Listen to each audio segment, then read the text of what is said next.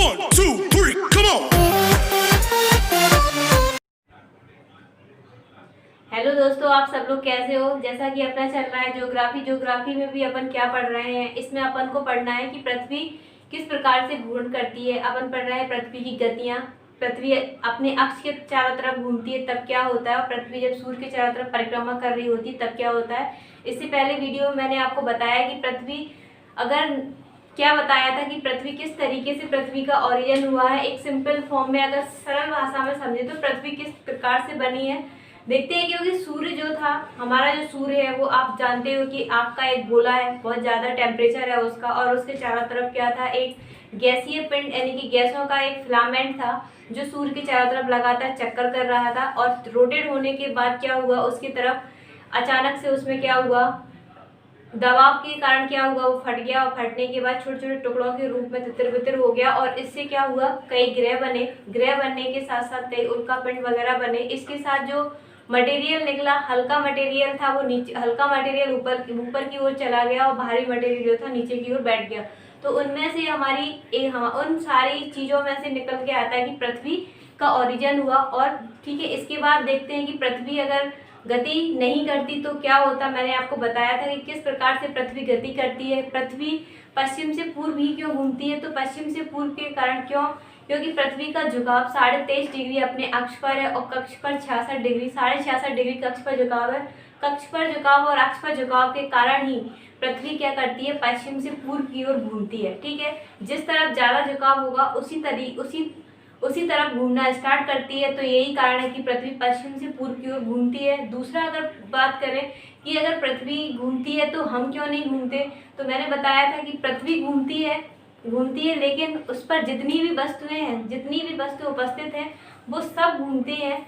बस अंतर इतना है कि वो सारी चीज़ें हमें महसूस नहीं होती हैं। ठीक है, अगर सिंपल सा एग्जांपल दूं तो जैसे कि आपने ट्रेन में, बस में सफ़र तो किया ही होगा, और अपन देखते हैं खिड़की से बाहर, तो उसमें क्या होता है, जितने भी पेड़ पौधे लगे होते हैं वो अपन को गति करते हैं, यानी कि मोशन करते हुए नजर आते हैं। तो आप देख सकते हो कि पृथ्वी इसी तरीके से, पृथ्वी पर जो चीज़ें अवेलेबल है वो इसी तरीके से घूमती हैं। ठीक है, बस अंतर इतना है कि हमें वो महसूस नहीं होती है।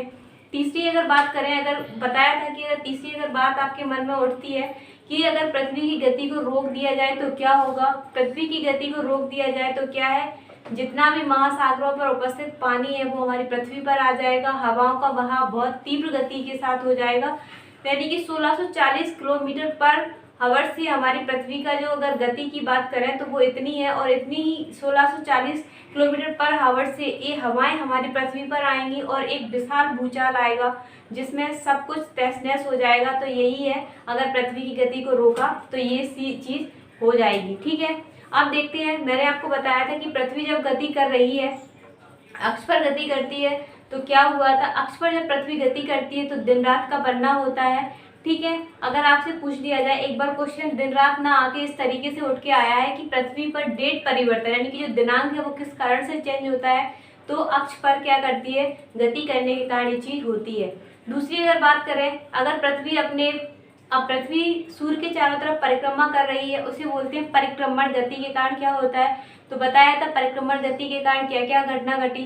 परिक्रमण गति के कारण अपन ने क्या किया था, ऋतु परिवर्तन, दिन और रात का छोटा बड़ा होना, और इसके साथ ही अपन ने क्या देखा कि जो कर्क मकर जो रेखाएं हैं उनका निर्धारण किया गया। किस तरीके से किया गया, जहाँ पर सनरेज ज़्यादा पड़ती है उसी तरीके से कर्क मकर और भूमध्य जैसी रेखाओं का निर्धारण हुआ हमारी पृथ्वी पर। ठीक है, इसके बाद अपन ने क्या देखा, अब देखते हैं, इसके बाद अपन ने ये सारी चीज़ें पूरी कवर की हैं। आप पिछला वीडियो देखिए तब आपको समझ में आएगा कि इसमें क्या चल रहा है। अब अपन देखते हैं कि हमारी पृथ्वी का झुकाव, यानी कि अगर पृथ्वी झुकी है तो क्या होता और नहीं झुकी होती तब क्या होता। देखते हैं, अगर पृथ्वी नहीं झुकी होती, सबसे पहले यहाँ आती है, अगर पृथ्वी नहीं झुकी होती तो क्या होता, इसे बोलते हैं इंक्लिनेशन ऑफ अर्थ, यानी कि पृथ्वी का झुकाव से क्या होता है। पृथ्वी अगर नहीं झुकी होती तब ये स्थिति देखते हैं, ये आपको दिख रहा है पृथ्वी ये है, इसका एक्सिस और इसका जो लाइन ऑफ इल्यूमिनेशन यानी कि प्रतिदीप्ति लाइन एक ही में है। ऐसे आप देख सकते हो, अक्ष और उसका लाइन ऑफ इल्यूमिनेशन यानी कि प्रतिदीप्ति जो रेखा है वो इक्वल है। सूर्य की रेज जहाँ जहाँ पड़ती है, मैंने बताया था ये प्रतिदीप्ति लाइन क्या बताती है, दिन और रात का डिफरेंस देखने को मिलता है प्रतिदीप्ति लाइन के कारण। ये डिवाइड करती है जिस तरफ सूर्य की रेज पड़ेंगी वहाँ पर डे, और जिस तरफ सूर्य की रेज नहीं पड़ती है, सूर्य की लाइट नहीं पड़ती है, वहाँ पर नाइट देखने को मिलती है। डी और एन का मतलब समझना है डे और नाइट, ठीक है। इसमें देखते हैं भूमध्य रेखा पर ये सूरज की किरणें जब हमारी पृथ्वी नहीं झुकी है तो ये सभी जो रेखाएं जितनी खींची गई है, कर्क हो, मकर हो, ध्रुव हो, भूमध्य रेखा हो, सब जगह क्या होगी, इक्वल फॉर्म में पड़ेगी। और पढ़ने के बाद क्या होगा, ये डे और नाइट यानी कि भूमध्य रेखा पर दिन और रात बराबर रहेंगे। और आप यहाँ पर भी देख सकते हो कर्क रेखा के पास यहाँ पे भी डे बराबर नाइट बराबर, यहाँ पे भी डे बराबर नाइट बराबर, इस तरीके से आप देख सकते हो।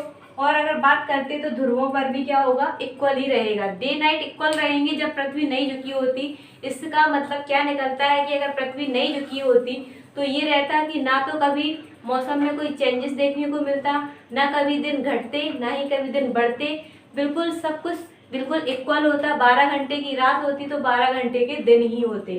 तो आपसे अगर क्वेश्चन पूछ लिया जाए कि अगर पृथ्वी नहीं झुकी होती तो क्या होता, तो आप बताओगे कि पृथ्वी नहीं झुकी होती तो सभी जगह एक सा मौसम देखने को मिलेगा।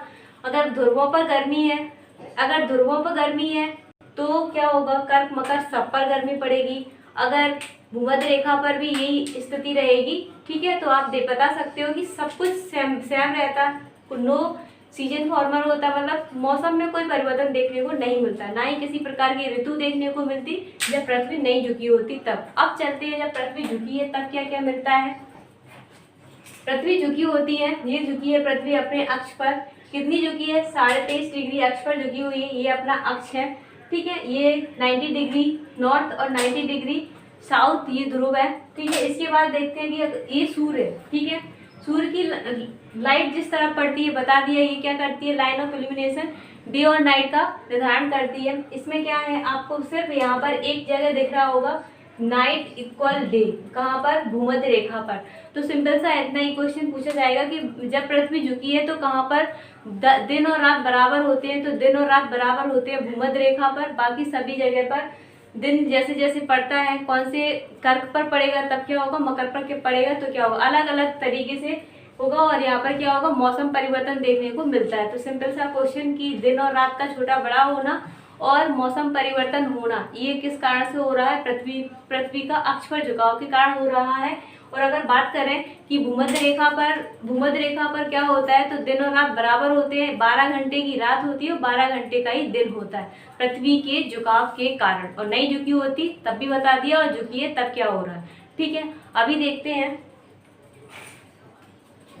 अब देखते हैं अपन यहाँ पर कि जब सूर्य पृथ्वी और इस प्रकार से गति कर रहा होता है तो पृथ्वी जैसे सूर्य के पास में जाती है तो क्या होती है, 4 अलग अलग तरीके से फोटो खींचती है। और उन फोटो से पता चलता है कि कहाँ पर कौन सा बड़ा दिन होता है, कहाँ पर दिन और रात बराबर होते हैं, कहाँ पर सूर्य लंबा चमकता है, किस जगह पर सूर्य 2 बार लंबा चमकता है और किस जगह पर सूर्य अलग अलग तरीके से पता चल जाता है, ठीक है। तो यहाँ पर कहाँ पर सर्दी पड़ रही है, कहाँ पर गर्मी पड़ रही है, कौन से पोल पे सर्दी है, कौन से पोल पे गर्मी है, किस पोल पर बसंत विषुव है, किस पोल पर शरद विषुव है। तो ये चीज़ अपन यहाँ पर देखते हैं। ये पृथ्वी क्या करती है, सूर्य के चारों तरफ जब चक्कर लगा रही होती है तो इस तरीके से 4 अलग अलग फोटो खींचती है, ये आपको दिखाई दे रहा होगा।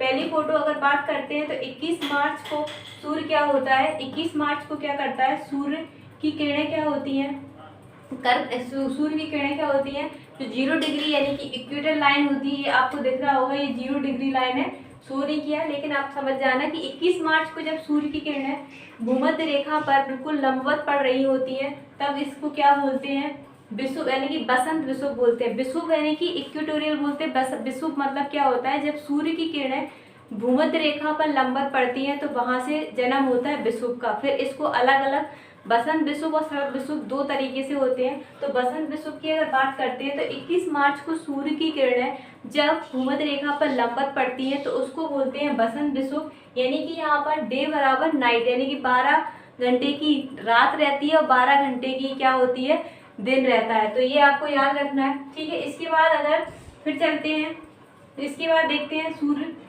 यानी कि मार्च के बाद जून में आता है। तो जून में क्या होता है, सूर्य की किरणें कहाँ पर लंबा चमकती है, तो सूर्य की किरणें ये आपको दिख रहा होगा कर्क रेखा है, यहाँ पर कर्क रेखा पर सूर्य की किरणें क्या है, बिल्कुल लंबवत पड़ रही हैं।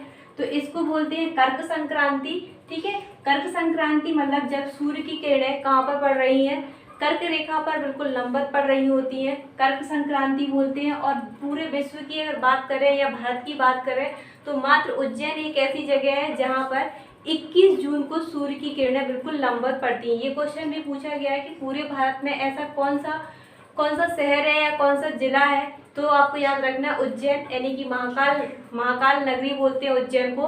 तो यहाँ पर क्या हो जाएगा, 21 जून को सूर्य की किरणें बिल्कुल लंबवत पड़ती हैं, ठीक है, एकमात्र जगह है। तो इससे क्या होता है, इसे कर्क संक्रांति बोलते हैं, जो कर्क रेखा पर सूर्य की किरणें लंबवत पड़ रही होती हैं। तब यहाँ पर क्या होगा, उत्तरी गोलार्ध में क्या होगा, दिन बड़ा होगा, और दक्षिणी गोलार्ध में क्या होगा, दिन छोटा होगा, रात, ठीक है। तो रात मतलब बात कर सकते हैं कि उत्तरी गोलार्ध में दिन बड़ा और रात छोटी। तो कब 21 जून को सबसे बड़ा दिन पूछी जाए उत्तरी गोलार्ध में, तो 21 जून का दिन सबसे बड़ा हो जाएगा, ठीक है। इसके बाद अगर बात करते हैं, यहाँ पर उत्तरी गोलार्ध में गर्मी बहुत ज़्यादा रहती है, कब, 21 जून को। और दक्षिणी गोलार्ध में क्या होगा, ये साउथ पोल हो गया, ये साउथ पोल है, ये नॉर्थ पोल है, ठीक है। तो साउथ पोल में सर्दी। क्वेश्चन इस तरीके से ये पूछ सकते हैं कि जब 21 जून को यानी कि सबसे बड़ा दिन है, तो दक्षिणी गोलार्ध में, यानी कि दक्षिणी गोलार्ध बोले तो ये साउथ पोल पर सबसे छोटा मतलब सबसे छोटा दिन कौन सा हो जाएगा, तो जस्ट उसका उल्टा वही कर दीजिए, ठीक है। जब 21 जून ये सबसे बड़ा है तो ये हो जाएगा। इसके बाद अगर उत्तरी गोलार्ध में सर्दी, उत्तरी गोलार्ध की अगर बात करें गर्मी है, तो साउथ पोल में क्या होगा आपको पता है, तो साउथ पोल में क्या होगा, यहाँ पे सर्दी पड़ेगी। तो ये कर्क संक्रांति हो गई। कर्क संक्रांति मतलब जब सूर्य कर्क रेखा पर लंबवत पड़ रहा होता है तब, ठीक है। यहाँ पर दिन बड़ा हो जाएगा 21 जून, रात छोटी हो जाएगी, ठीक है। अब फिर चलते हैं, इसके बाद देखते हैं, यहाँ पर पहुँचते हैं अपन, ये अपन सितंबर में पहुँच गए। सितंबर में फिर से सूर्य भूमध्य रेखा पर लंबवत चमकेगा, और यहाँ पर चल रही होती है क्या, शरद ऋतु, यानी कि वर्षा ऋतु खत्म होने की जस्ट बाद आती है शरद ऋतु। तो यहाँ पर क्या होता है, शरद विषुव का जन्म होता है, और यहाँ पर क्या होता है, डे और नाइट इक्वल हो जाते हैं। तो आपसे पूछ लिया जाए कि सूर्य भूमध्य रेखा पर कितनी बार लंबवत पड़ता है, तो 2 बार लंबवत पड़ता है। कब कब लंबवत पड़ता है, तो आपसे बात करें तो 2 बार कौन, यानी कि 21 मार्च और 23 सितंबर वाला दिन याद रखना है।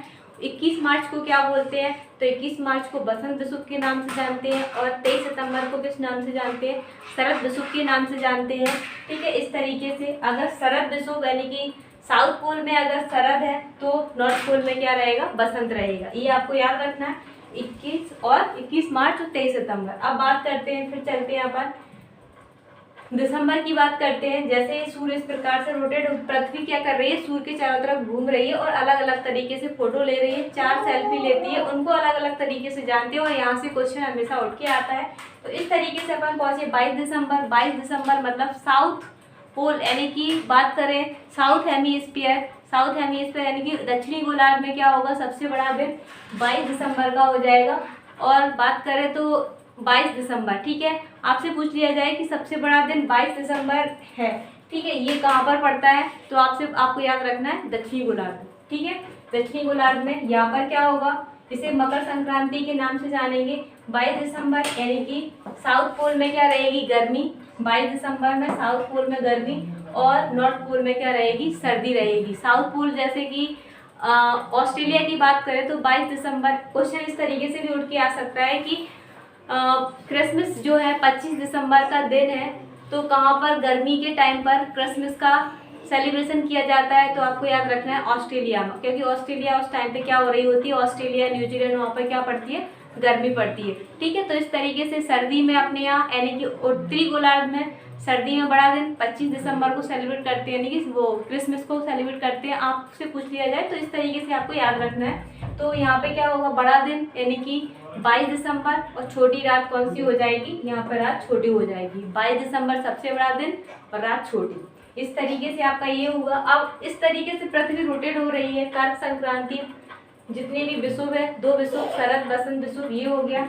अब यहाँ से देख रहा होगा सूर्य और पृथ्वी के बीच की दूरी ज़्यादा दिखाई दे रही है, और जैसे ही पृथ्वी क्या होगी, दिसंबर और मार्च के बीच में पहुँचती है, यहाँ पड़ती है जनवरी, तो जनवरी के बीच में क्या हो गया, दिन पृथ्वी और सूर्य के बीच की दूरी कम हो गई। इसी को बोलते हैं एपीहीलियन और पेरीहीलियन।